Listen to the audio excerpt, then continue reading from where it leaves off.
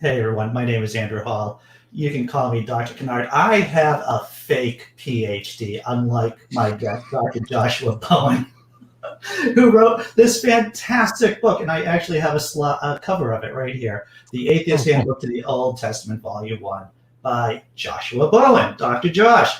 The link to the book is in the description. Now, there may be one or two of you out there who don't know who Dr. Joshua Bowen is, so I'm going to read a bit of his bio.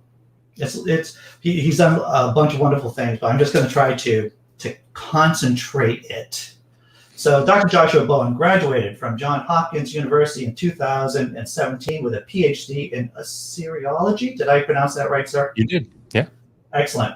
As well as his Ph.D., Josh holds a B.S. in religion from Liberty University, a Th.M. in the Old Testament from Capital Bible Seminary, and an M.A. in Near Eastern Studies from the Johns Hopkins University. Prior to entering academia, Joshua was a chaplain in the U.S. Airforce, where he gained an A.A. in Avionics. Sir, I'm so happy to have you here. Why is it important to mention what the scholarly consensus is? Yeah.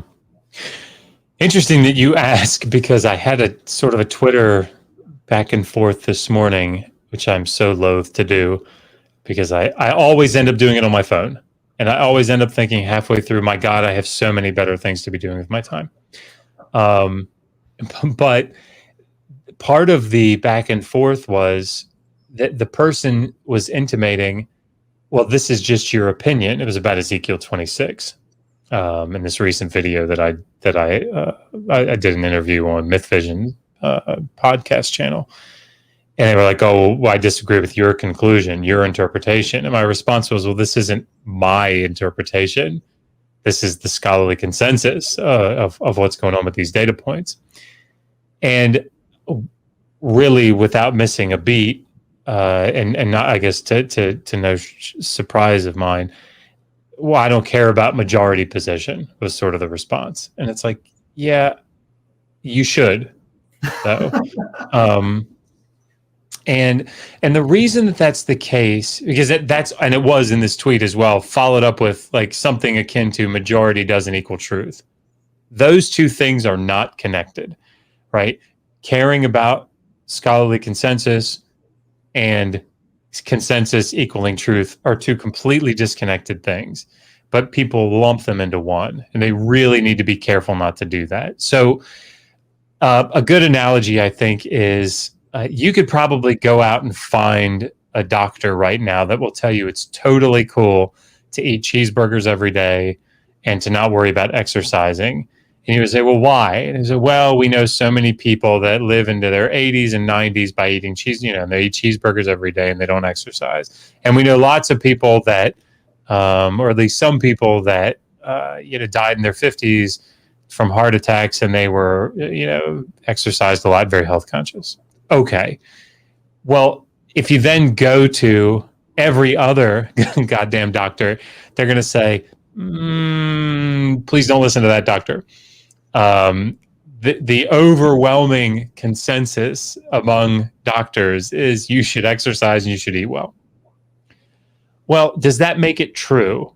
No, it doesn't, right? But there's a reason that all of the doctors say don't eat cheeseburgers every day, right? There's all this data, there's all this research that's been done.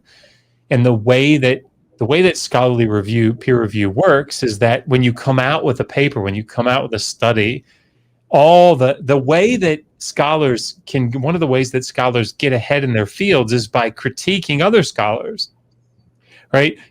Frank said that this is the right interpretation. Well, let me show you why it's not, and I'll publish a book about it. Well, now, now I've got some clout, I've got some prestige. This is how we get ahead, by publishing, right? So there's incentive there to prove other people wrong, and this is how the peer review works. You don't have shit getting put out there for very long, because once it's out there, then people just destroy it, right? And that's good. It's good that it works that way. And I'm not a scientific person, but I understand that science works exactly the same way, probably even more so, I would imagine. because that's much more testable and repeatable. There's a methodology to it that's much more precise. So when it comes to things like the Hebrew Bible or the ancient Near East, we all are working with the same data points. And what I mean by that, not to be too simplistic here, but like if a detective walks into a room and there's a gun on the floor, that gun has been recently fired. We have a test report that shows that it's been recently fired. And we have a test report that showed that Jim is the one that fired it recently because he's got gunshot residue and it matches. And there's also a dead body on the floor. And the bullet that killed him, we can determine came from this gun. Here's the test report for it. These are all the data points. And if you go into a courtroom, the defense and the prosecution all have the same data points.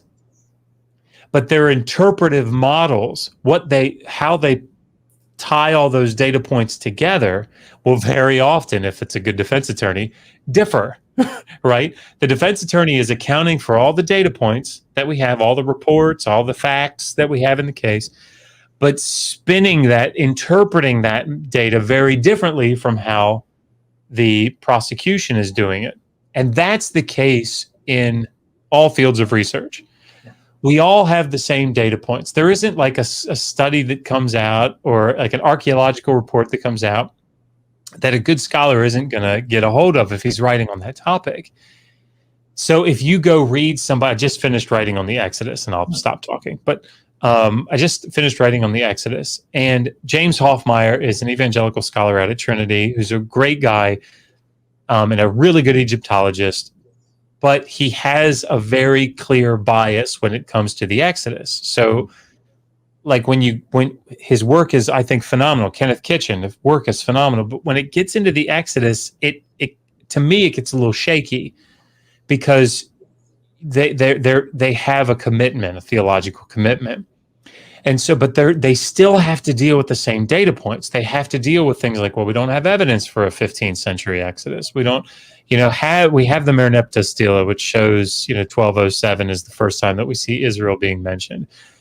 We have all these problems with 2.5 million people walking out of Egypt in the 15th century. So we all deal with these data points. We have to. But the difference is that some people construct a model that accounts for those data points that's different from the model that everybody else agrees is the one that we should be using, because that model accounts for the data better.